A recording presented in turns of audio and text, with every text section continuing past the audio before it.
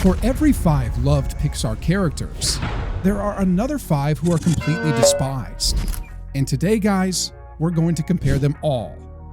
Starting with one of the most hated Pixar characters of all time, Arlo from The Good Dinosaur, who probably just came straight out of hell. Is anyone else get irritated by Arlo in TGD? Arlo easily. He screams too much. No one else in Pixar compares. This movie had the perfect setup. What if dinosaurs never went extinct? Sounds epic to me. Dinosaurs building whole city blocks, running Wall Street? But no. Pixar decided to introduce Arlo, not the good dinosaur, the whiny dinosaur.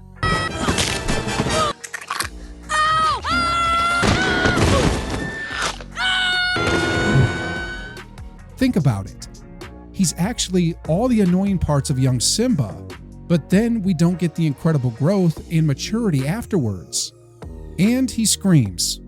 A lot.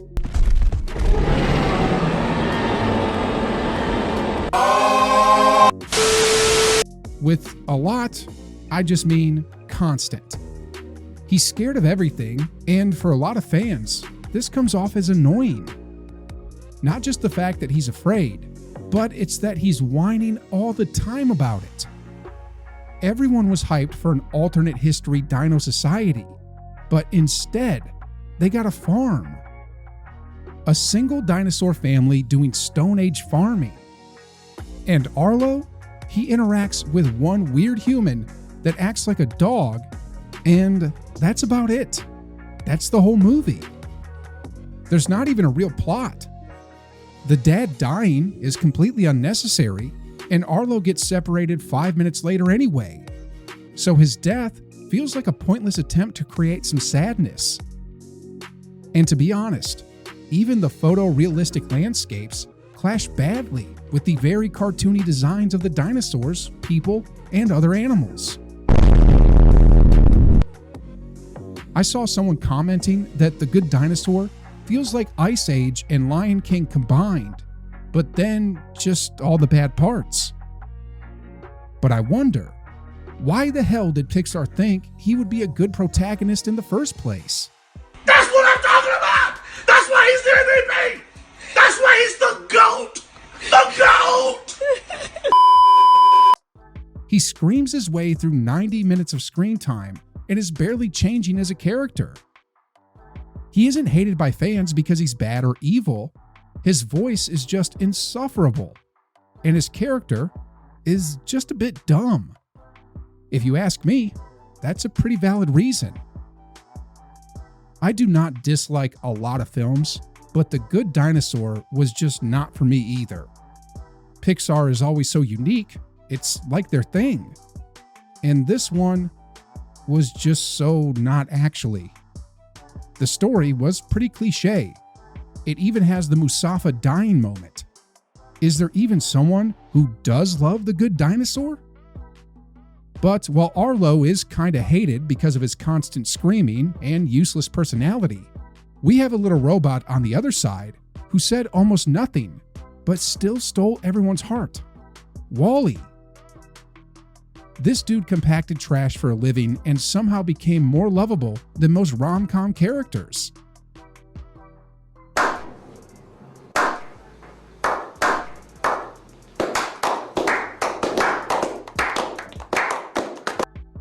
From the moment we meet him, he's just out there vibing in a junkyard, collecting trinkets.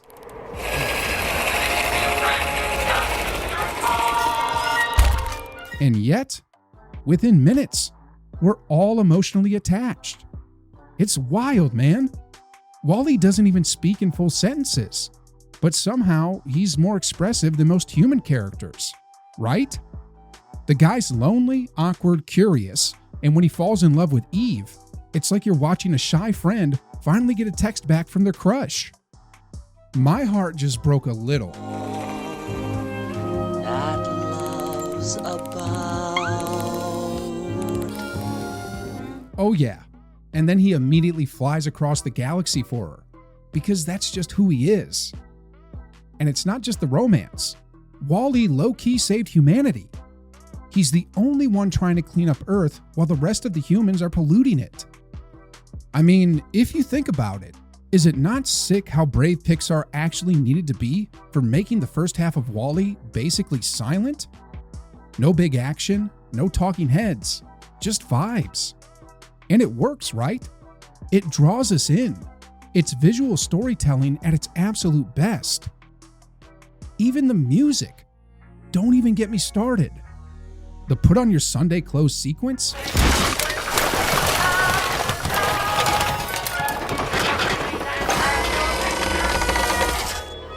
Masterpiece. They had no right making a trash robot this romantic. What makes WallE so loved is that he's simple but also deep. You get everything you need from just his eyes.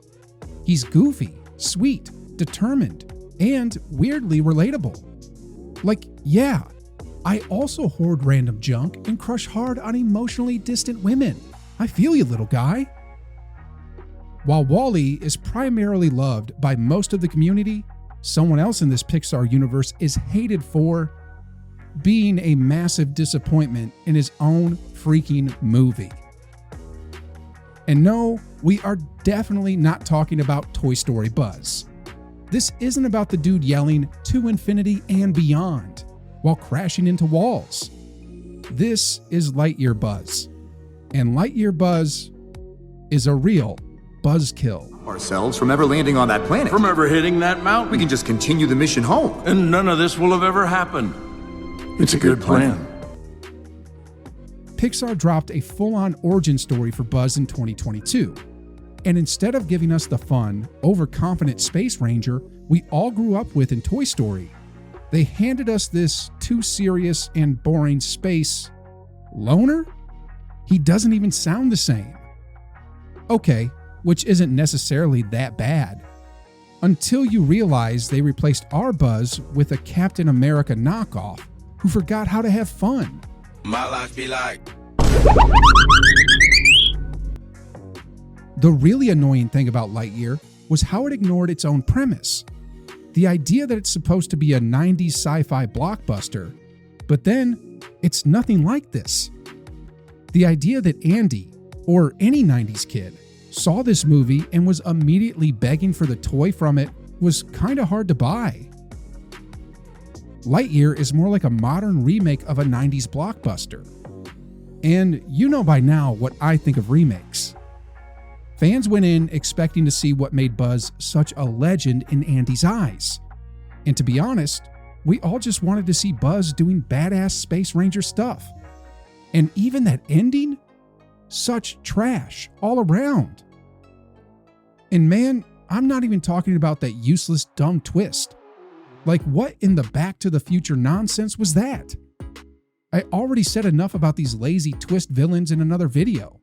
Go check it out if you want to see me lose my mind over it again. It's called The Problem with Twist Villains on my channel.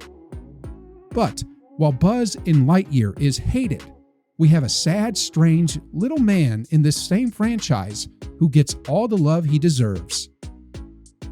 Yeah, I know, guys. I've talked about Woody in my previous video, but he's just one of the most loved characters in the entire Pixar universe. So I couldn't skip him in this ranking, to be fair. I promise I'll keep it short. Since his debut in Toy Story, Woody has won over fans with his energy, big heart, and effort to do what's right. Stop it! Yeah! Shit, I said! Whoa! Woody starts off as petty, annoying, bitter, and even whiny. He is a total jealous dick, but somehow ends up being one of the most loved characters in Pixar history. How? Growth, baby.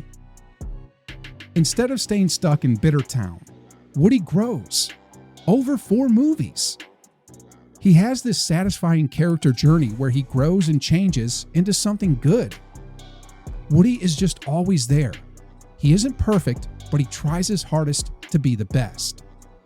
I just love the fact that his greatest strength is also his deepest flaw. His absolute loyalty to the end regarding Andy and Bonnie. He is painfully human, very emotional, and passionate. Just trying to make sure his family is taken care of, just like a lot of us. And someday, if we're lucky, Andy may have kids of his own. And he'll play with us then, right? We'll always be there for him. Trying to figure out his true place in the world and a relatable hero. Woody shows us that we can always be more than our emotions, and this is why he is so loved. People who watch Toy Story often say they relate to Woody the most. He's just so me, so us. I promised I'd keep it short, so that's it on Woody. If you want to see more, please check out my previous video like I said. Don't forget to subscribe if you don't want to miss anything in the future. So, while Woody is an all-time fan favorite, the opinions on Dory are very different. Yup, Dory. The same Dory who swam her way into everyone's hearts in Finding Nemo. Night. Woo! Eating here tonight. No, eating here tonight. Dory. You're on a diet. Dory! In Finding Nemo, Dory was gold. Man, I loved this film. She was funny, charming, and totally unpredictable. Her short-term memory loss was a hilarious side gag. She was that chaotic sidekick energy we all loved. But then Pixar said, you know what this character needs? A whole movie. And that's when things went kinda south. Finding Dory turned a lovable supporting sidekick into the main character, and suddenly, all those cute memories, well, turned out not that cute anymore, according to many fans. You know, I always wondered how someone with short-term memory loss knows that they have short-term memory loss in the first place. Okay, but anyway, a lot of fans mentioned that none of the humor of the original movie is actually present. In Finding Nemo, Dory is incredibly funny because she tries her best to help others, and others to like her, especially Marlin. But she ends up being frustrating to work with because she can't remember anything. But in Finding Dory, she is not really that kind of witty, funny, or creative. In fact, you could tell me it's a completely different character, and I would almost believe you. I saw someone commenting on Reddit that there is just something that bugs him about Finding Dory, but that he can't exactly pinpoint what it is. I just have that same feeling, you know? I wouldn't necessarily say it's terrible, like some of you do, so don't get me wrong. But for me, it's more like it's not as good as the first. Like, not even close. I just don't like how Marlin and Nemo were sidelined like that.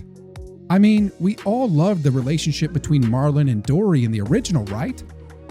If there's one thing they did really well in Toy Story 2, for example, it's that they created a new plot but kept the relationships between the characters intact. It just felt like a real loss that Pixar lacked the courage to honestly explore what life would be like for Dory as a character with a disability. Having short-term memory loss is her defining characteristic. Someone even said, the movie can be summed up by a depressed, widowed father teamed up with a mentally challenged woman to find his disabled son. What? What the fuck? Agree or disagree, guys? And oh yeah, the fact that Dory is voiced by Ellen DeGeneres, this is what most people hate the most, I guess. And to be honest, I totally get it. Dory is nice to people, but Ellen probably forgot she wasn't nice to people. Why do her eyes look low-key like they want to murder me in my sleep? Oh! No, okay, look. Some people love her. Some people hate her. She is probably that kind of character that creates an endless discussion between fans. For me, I just don't know. Like I said, I don't think it's terrible, but I just loved Dory in Finding Nemo a lot more. However, an unforgettable journey she probably won't remember might be one of the funniest and best headlines for a Pixar movie, to be honest. While opinions on Dory are kinda divided in the community, there is one little friend that we all love. Not up for discussion, otherwise, I'll come get you in your sleep. Do you hear me? I'm talking about Luca, guys. My boy, Luca. I saw Luca for the first time during its release in theaters, and it has easily become my favorite of the more recent Pixar films, and definitely one of the best of the recent generation, if you want my opinion. Oh, Luca, look! Whoa! Wild Vespa! Luca is the human version of that one quiet kid in class who finally makes a friend and suddenly turns into the most fun person you know. Maybe you are that type of person yourself. Those human beings are, to be honest, the best kind of people in life. He's awkward, shy, a little clueless, and absolutely impossible not to love. Pixar really gave us a little sea monster boy who just wants a Vespa and some sunshine. What's that? Oh, it's just the greatest thing that humans ever made. The Vespa. That's it. No trauma dump, no world-ending crisis. Just pure summer vibes, pasta, and friendship goals. And honestly, it was so refreshing. After years of emotionally heavy plots and deep things like Soul and Inside Out, Luca showed up like, hey, what if we just had fun? No hate to Soul and Inside Out, by the way. I really enjoyed this film to the max. The whole setting, the color scripting, and the character designs are some of Pixar's best, if you ask me. It's almost like a computer-animated Italian Miyazaki film, right? And damn, the music? The music is so good. My favorite piece is how to find the good ones. Luca's charm isn't some big heroic plot. It's in the little things he does. The way he's constantly curious about the human world. How he tries to hide his fins like he's sneaking out past curfew. Or the way he looks at Alberto like he's the coolest guy on earth, even though Alberto is clearly just winging it. The film is breezy, yet still manages to have layered characters and a great story in a pretty short runtime. That's hard, but Pixar managed to do it perfectly with Luca. Fans are wild about it, and this one deserves it to the max. If you ask me, it's even deeply underrated. Guys, that final scene where Luca gets on the train and Alberto says, "You got me off the island, Luca." You got me off the island, Luca. I'm okay. Remember that one? Gives me goosebumps every time, man. Even though I've seen it a million times. I just really love the small stories, and Luca is one of the greats. There is just something nice about taking it easy and enjoying life. I adore Luca because he reminds me a little bit of myself in some way. No dangerous quests, no massive story about saving the universe or bending reality. Just Luca. Luca has the most important thing. It has heart. And, by the way, I want a Vespa now. While Luca is loved by everyone in the community, the same cannot be said about Mater. Really? Mater? Yes, guys. There are a lot of people who hate Mater. For real. Damn! Mater is this funny, harmless, and kinda weird redneck tow truck who teaches Lightning a little something about friendship. He cares and chooses his friends over anything. And yeah, I can hear you think, how the hell could people hate this guy? Well, Cars 2 happened. That's why. Instead of sticking with racing, Pixar decided to throw Lightning McQueen into the background and made Mater the center of the sequel. For a lot of fans, Cars 2 was just too much Mater. I lost the race because of you. Maybe if I talk to somebody. I don't need your help. I don't want your help. Your help. That's probably also one of the reasons why Cars 2 gets so much hate.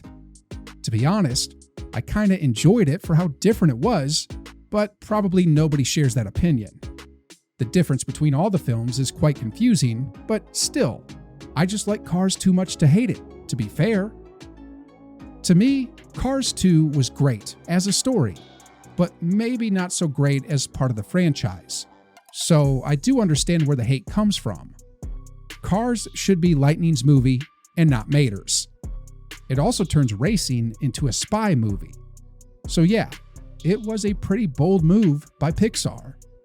I just couldn't help but feel bad for Mater in 2.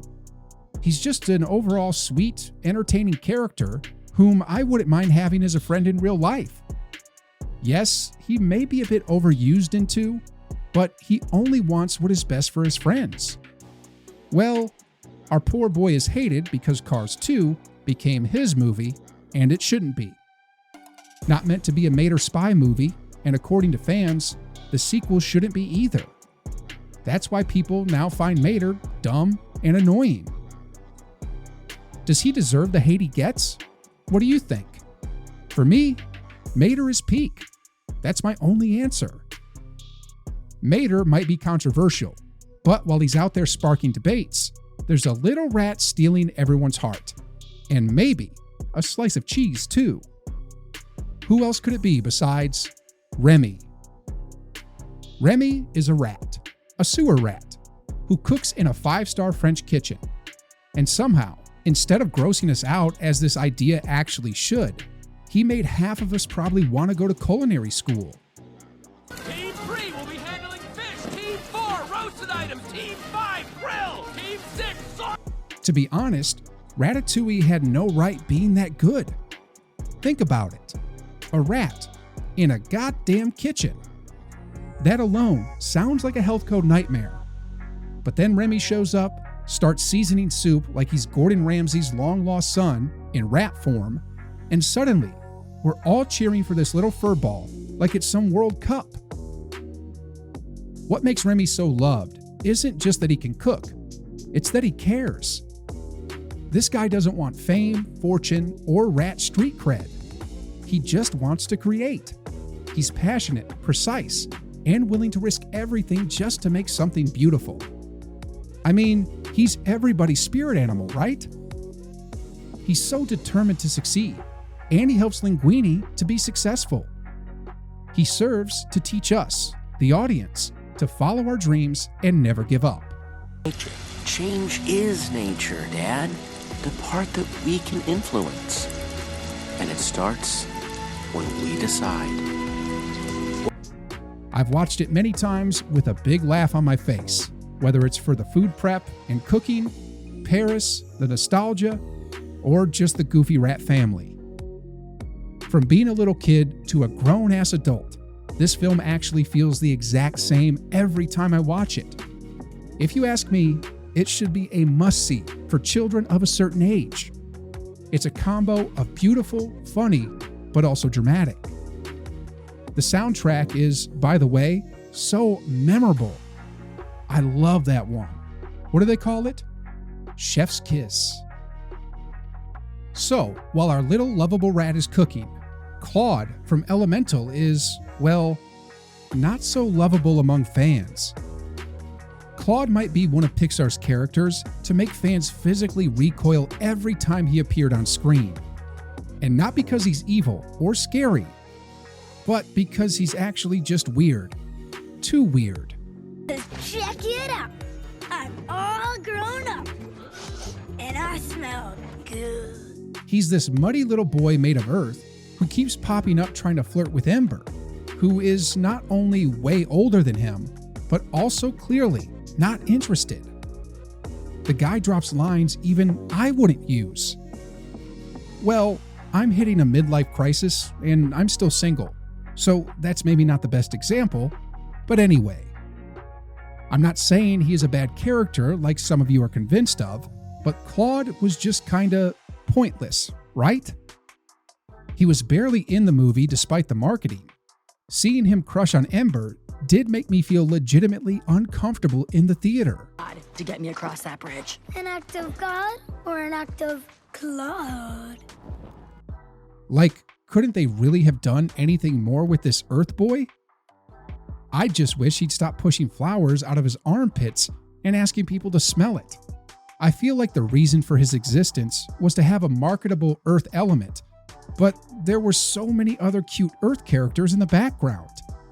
They just marketed the heck out of this guy and then let him only appear in one small scene in the entire film, actually.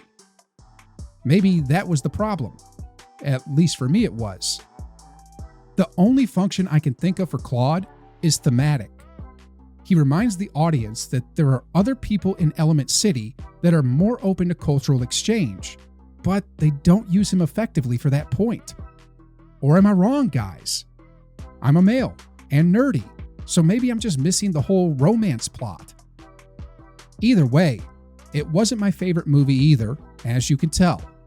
I thought it was trying to do too many things, to be honest. The elemental world, a Romeo and Juliet romance, the immigration story, and then also the flooding subplot.